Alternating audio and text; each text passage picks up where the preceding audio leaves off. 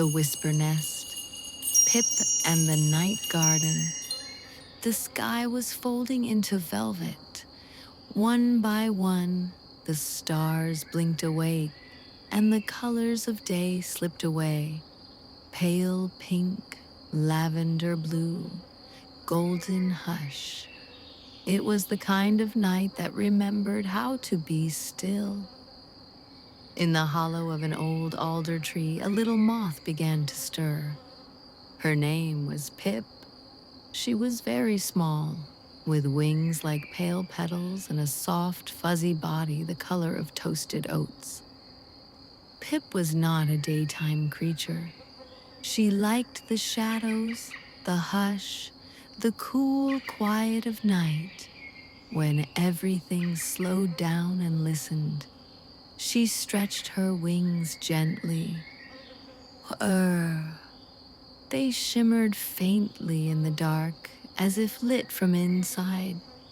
Up she floated into the sky, light as a whisper. The meadow below was sleeping, but at its edge, the garden was just beginning to wake. It was a special garden, one that only bloomed under the moon.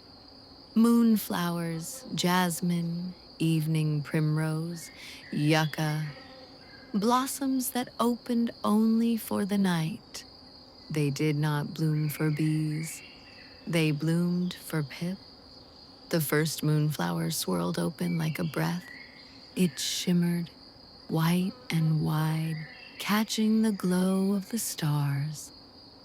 Pip hovered near. Her antennae twitched. She could smell the nectar before she could see it. A soft landing, a gentle sip, and with a dusting of golden pollen on her belly, she fluttered on. From flower to flower, Pip drifted, carried not by wind, but by knowing. She didn't think about where she was going. She just felt it. The flowers knew, and somehow Pip knew too. She floated past a jasmine bloom, then circled back, drawn to its memory, as if something before her had shown the way. Something small, something soft, a moth like her. The garden shimmered with old patterns, invisible trails left by wings and paws and petals. Pip moved through them like a melody. A primrose opened with a sigh. A yucca lifted its face toward her. Each blossom gave something sweet, and each one took something back. A dusting of Pip's pollen-dusted magic. This was pollination, though Pip didn't know the word. She only knew the flowers seemed glad to see her, and she was glad to see them. A soft rustle overhead. A friendly bat swooped low. Evening, Pip, he chirped, his wings glinting like silk. Evening, she whispered back. They shared the garden like dancers. No hurry, no sound but the hush of night. They were both part of the night crew, the quiet ones who kept the world turning while others slept. The stars wheeled above, the garden glowed below, and Pip moved through it all as if she were remembering something she'd never been told. The scent of the flowers was richer now. The air shimmered with their stories. Pip rested on a curling leaf. She looked out across the garden and noticed other moths fluttering, tiny glowing bodies, each moving like her, each drawn to the blooms in the same slow rhythm. It felt like a song she hadn't known she knew, a pattern she was part of, a pattern older than memory. As she rose again, her path traced a figure 8 in the air, leaving behind a soft trail of golden dust. Not a map, but a memory for the next winged one, for the ones who came after. By the time the first birds stirred in their nests, the garden was finished blooming. The moon hung low, yawning toward the hills. The flowers curled inward, folding their faces like secrets. Pip, full and sleepy, drifted back to the alder tree.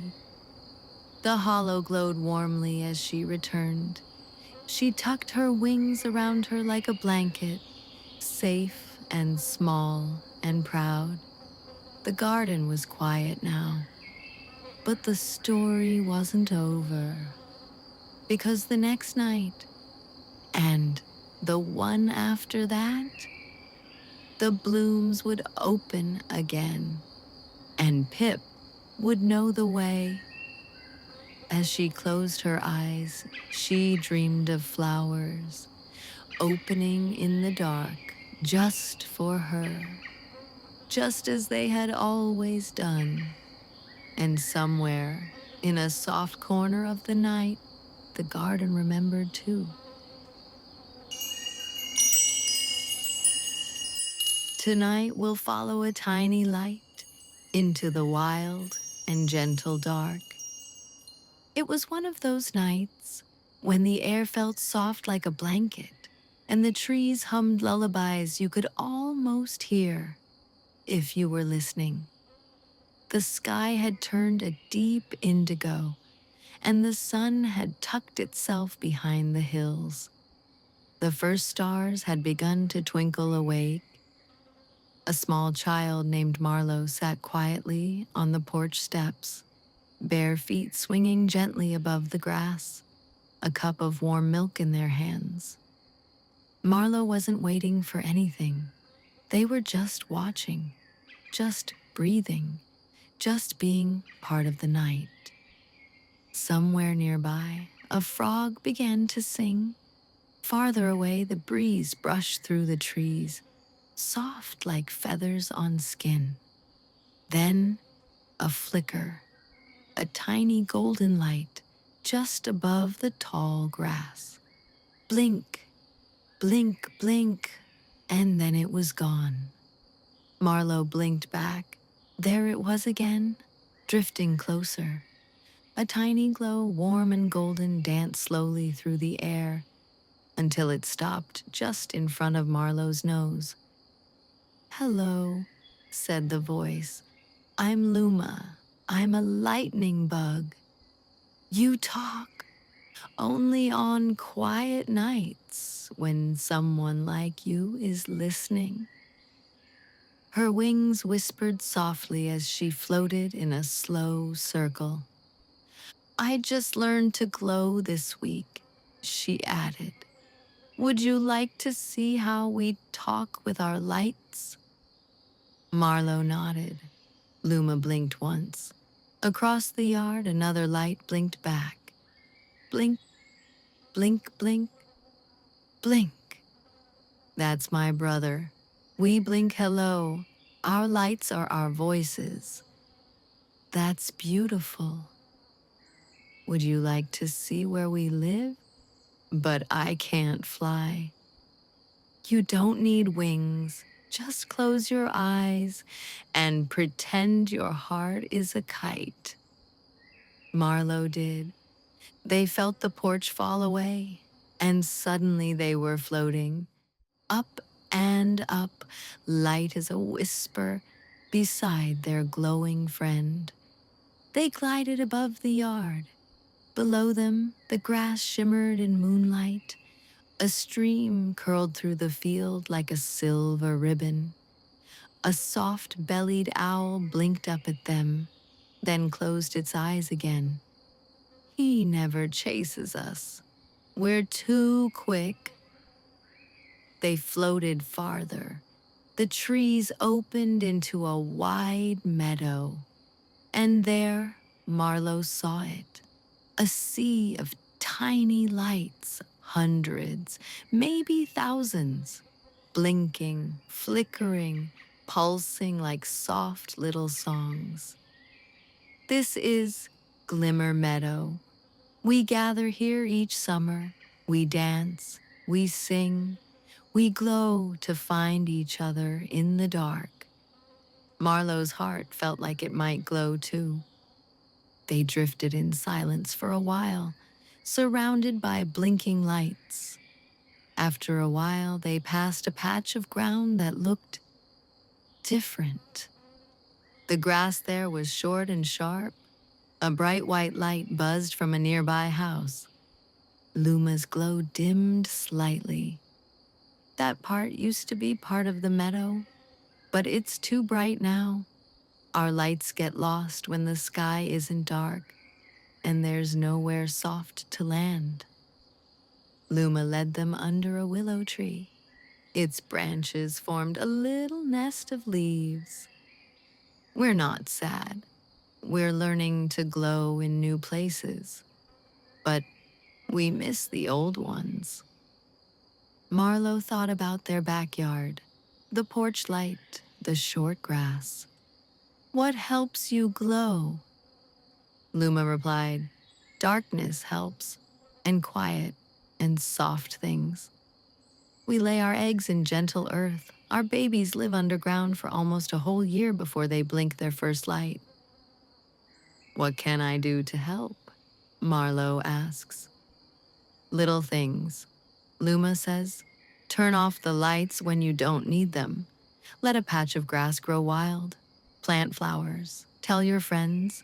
Even one tiny patch helps. Marlowe smiled. A quiet smile, like a secret promise. They floated there a little longer. Then Luma blinked a gentle goodbye.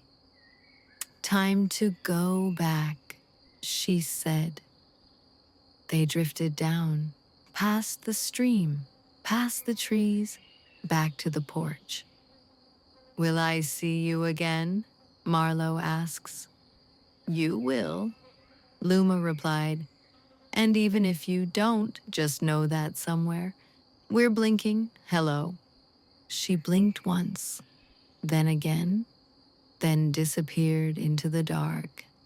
Marlowe sat for a while, watching the place where the light had been. Then they tiptoed inside, turned off the porch light, and whispered to the stars. Good night, little lights. I see you. Thank you for listening to the Whisper Nest. Close your eyes now, little one.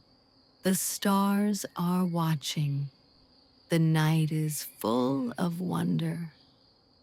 Ember and the stream. A Whisper Nest bedtime story. In the heart of a forest where the trees leaned in close like old friends, there lived a young fox named Ember. Her fur was soft and silvery orange, like firelight at dusk, and her ears were always listening to roots murmuring under the soil, to the hush and hum of the stream that sang near her den. Each morning, Ember padded softly through the ferns to greet the stream. It slipped through the forest like a ribbon of light, bubbling over mossy stones, tickling the toes of willow trees. The stream was alive and Ember could feel it, its shimmer, its song, its memory. She would dip her nose in the cool water and close her eyes. Drip, drop, drift. The water whispered stories of raindrops that once fell on mountains, of snowmelt sliding through pine needles, of fish darting beneath the moon. And Ember knew, without knowing how she knew, that the stream remembered everything. That water carried more than just fish and leaves and pebbles. It carried patterns, feelings, dreams. Sometimes Ember would bring her forest friends to listen. Tad, the tiny toad, would sit on a stone and hum along with the bubbles. Soba the squirrel would dip her paws in and giggle at the cool tickle. And Pip, a soft-winged moth, would rest on Ember's tail, fluttering each time the stream changed key. It always sounds a little different, Soba said one morning. That's because it sings what we bring it, Ember answered, watching leaves swirl in a spiral. It echoes what we do. One day, Ember noticed something strange. The stream still shimmered, but something felt off. She sniffed. She saw. Tiny specks, blue, clear, and bright, floated like ghosts in the water. They didn't belong. They didn't hum like stones or sing like pine pollen. They were quiet, too quiet. Ember followed the stream, weaving through cattails and hummingbirds, past frogs on lily pads and dragonflies with glassy wings. The specks were everywhere, stuck to roots, caught in reeds, resting in the bellies of tiny fish. A great heron stood watching. "Little one," said the heron in a voice slow as dusk, "the stream is remembering things it was never meant to hold." Ember tilted her head. "What are they?" "Plastics," said the heron. "Tiny ones. They break into smaller and smaller pieces, but they never truly go away." Ember's ears drooped. The heron looked up at the sky. "Streams are like strings," he said. "They connect everything: trees, animals, air, even places far away. What touches the stream touches the forest. What touches the forest touches the world." Ember curled beside the water and listened. She listened with more than her ears, with her fur, her breath, her paws in the mud. She heard the sadness of the tadpoles. She felt the slowness of the water. The stream was tired, but something else moved beneath the weariness, a deep hum, like a memory trying to return. Ember breathed in, she breathed out, and she began to clean. She plucked the strange specks from the water with her careful paws and tucked them into a hollow log. She showed the birds and the badgers, and together they cleaned the places they loved. The forest joined in, trees whispering warnings, insects helping carry things away. Even the mushrooms joined. Tiny puffballs whispered through mycelium networks beneath the soil, sending messages from root to root. "The water needs help," they said. "Tell the trees." And the trees, ancient and tall, began to shed their bark in certain places, creating safe pockets for insects to hide while they cleaned. The clouds seemed to notice too. A gentle rain came, not heavy, not rushing, just enough to rinse the leaves and stir the stream, like a soft broom sweeping the forest floor. And the stream began to shimmer again. It flowed with a lightness Ember hadn't felt in many moons. Its song returned, layered and whole, like a story that had found its rhythm again. One night, as Ember rested beneath a birch tree, the water called to her. "Thank you," it said. "Now I remember. I remember how to flow clean, and others will remember too." Ember didn't know what the words meant exactly, but she felt them, like a pattern rippling through time, like a song remembered by the earth. She dreamed that night of a faraway spring in the mountains, where a droplet of water was born. That droplet had never met Ember, but somehow it shimmered like her. It carried a tiny echo of her care, and even far away, it knew how to sing clean. In the stillness, Ember tucked her tail around her body, the stars winking above her. The stream sang softly, the forest breathed, and Ember dreamed of water.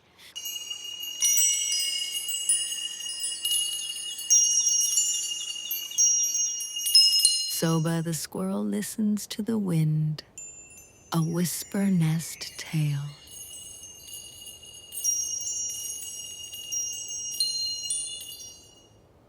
In a forest full of hushes and rustles, where moss grows thick and soft, there lived a small squirrel named Soba. The forest held many creatures, chattering jays, busy beetles, deer that stepped so lightly they barely left a trail. But Soba was different. She didn't rush or dart. She watched. She waited. Soba had fur like silver pine bark and eyes round and bright as river stones. When the light hit them just right, her eyes seemed to hold tiny reflections of the sky.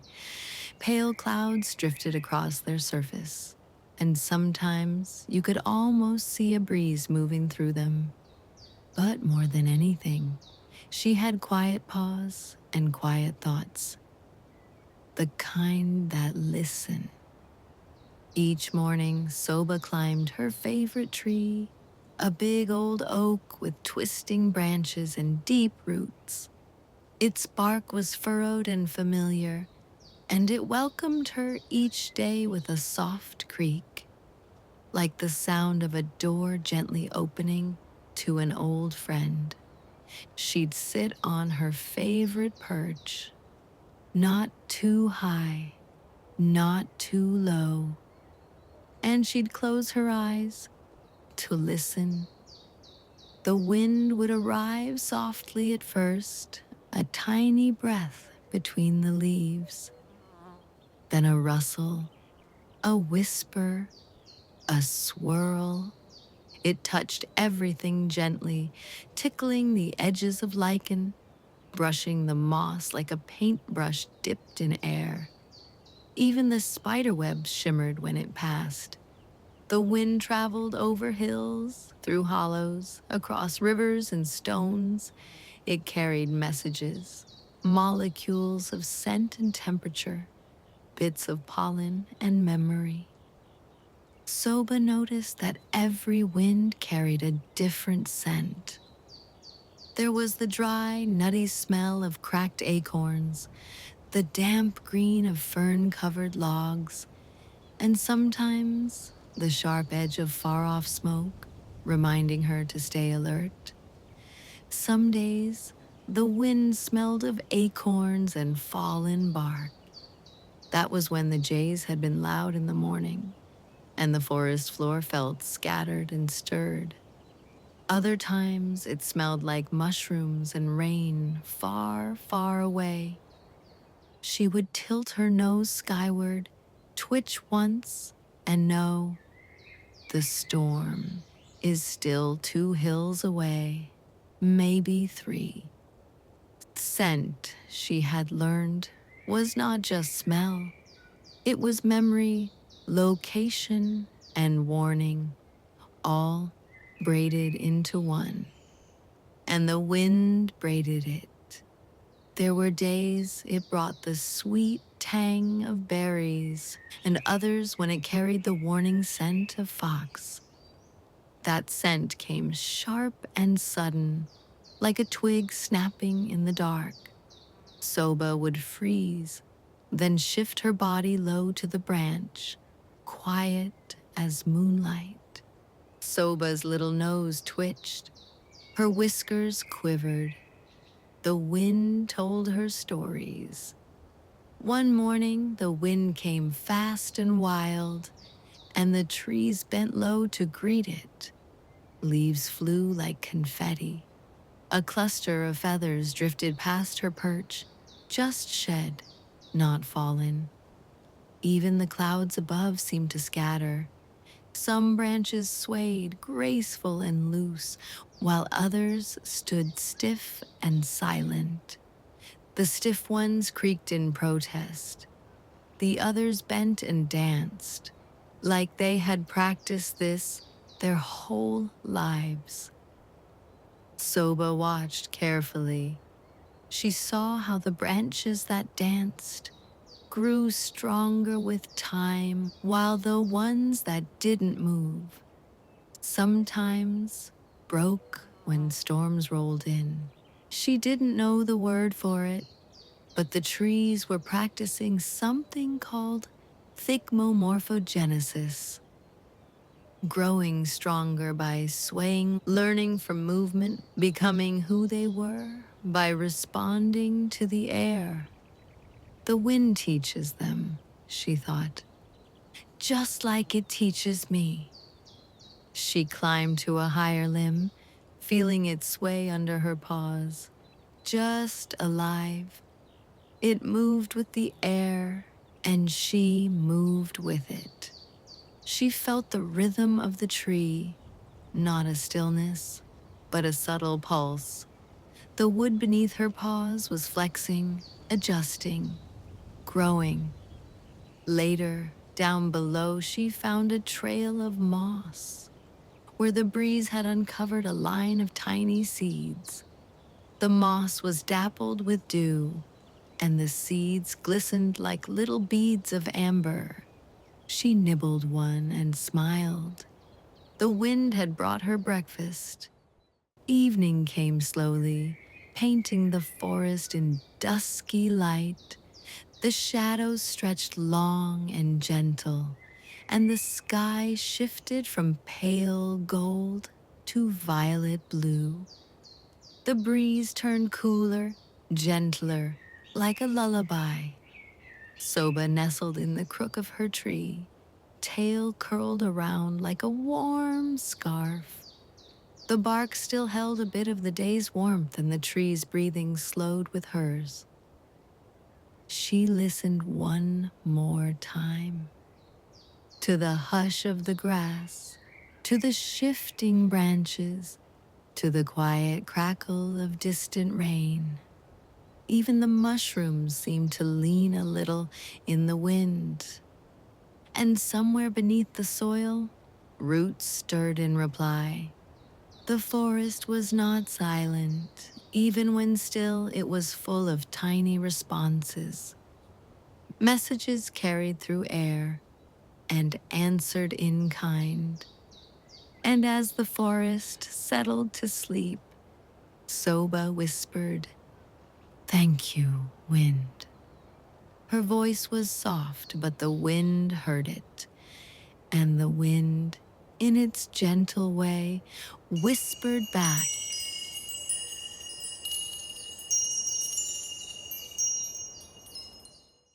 "Brix the Beaver listens to the river." A whisper nest story. In a quiet bend of the river where silver minnows darted through sun-dappled water, there lived a young beaver named Brix. Brix had soft brown fur, webbed feet for swimming, and a wide tail he used like a paintbrush on the water, splashing, steering, and sometimes just making circles when he was thinking. Sometimes he drew loops in the current just to watch the swirls spin out and disappear. He liked to imagine he was painting invisible pictures only the fish could see. His dam sat nestled between two leaning birch trees, where the river curved like a question mark and the light stayed dappled and gold, even on cloudy days. It wasn't much, not compared to the big dams the older beavers built upstream, but it was his, and it was enough. Each morning, Brix woke to the sound of the river humming. It wasn't a loud song, just a low, gentle murmur, like someone remembering something important. Some mornings it was slow and sleepy, like warm tea in a mug.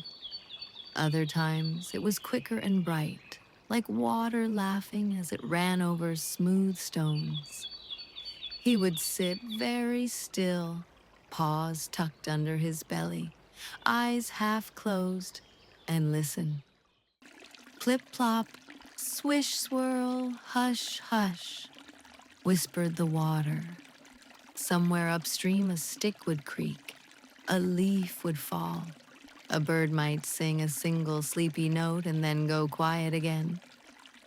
Brix didn't always understand the words, but somehow, deep inside his little beaver heart, he knew what the river meant.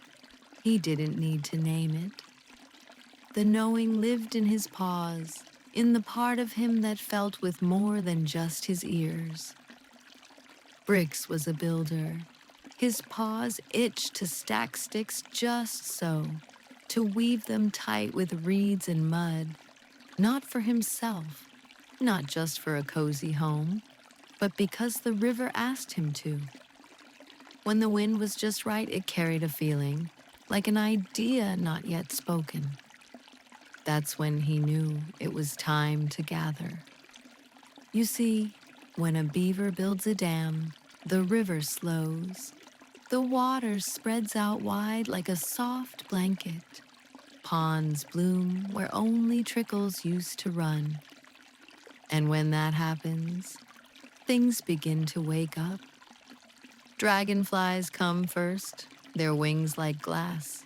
Frogs plop onto lily pads and sing funny songs. Grasses wave, turtles sunbathe. The earth drinks deeper. Even seeds that have been sleeping for years, tucked in the dark, forgotten, begin to stir. And underground, the water whispers to roots and seeds. It's safe now. You can grow. The whole forest seems to lean in, grateful. Moss thickens, mushrooms peek up like curious noses, and sometimes, just sometimes, a deer will walk right into the pond for a drink and stand so still, it's hard to tell where the forest ends and the reflection begins. One dusky evening, as the sky turned lavender and the stars peeked through the trees, Brix sat beside his dam and listened again. This time, the river's voice was softer, older. "You are not the first," it murmured. "Others have built here before you, long ago, before you were born, before even your great-great-grand beaver." The words were like wind through old fur, like moss growing over memory. Brix felt a shiver, not of fear, but of knowing. He wasn't building alone. He was building with all the beavers that had come before. Their paws echoed in his. Their work lived in his memory, even if he'd never met them. Their dreams, it seemed, had drifted through the river and into him. He looked around. The pond glowed in the moonlight, reeds swayed without wind, and somewhere in the trees an owl blinked slowly, watching. A hush settled over the woods as if even the stars were listening. Brix dipped his tail in the water and let it swirl gently. The ripples spread wide in every direction, outward, yes, but also backward, like a hello sent down through time. The water held the shapes of those ripples just a moment longer than usual, as if it too were remembering. That night, Brix dreamed. In his dream, the river was a ribbon of light stretching across time. Beavers from long ago paddled beside him, building and laughing. Animals gathered, flowers bloomed. The world felt whole. They didn't speak aloud, but somehow he understood them. Their thoughts reached him like echoes through bark and mud and water. Each dam glowed like a memory. Each pond held a story. And in the dream, Brix felt something beyond his own little paws, a kind of pull, like he was part of a map drawn by every beaver before him. He wasn't just building, he was remembering. When he woke, the air was cool and sweet. The sky was still purple with stars, but the trees were beginning to yawn, stretching their limbs for morning. He saw tiny beads of dew clinging to blades of grass and heard a heron call, low and long, in the distance. The dam held steady, the water was calm, and Brix got back to work. He chewed a stick, he shaped the mud, he laid each piece with care, like a note in a song already being sung.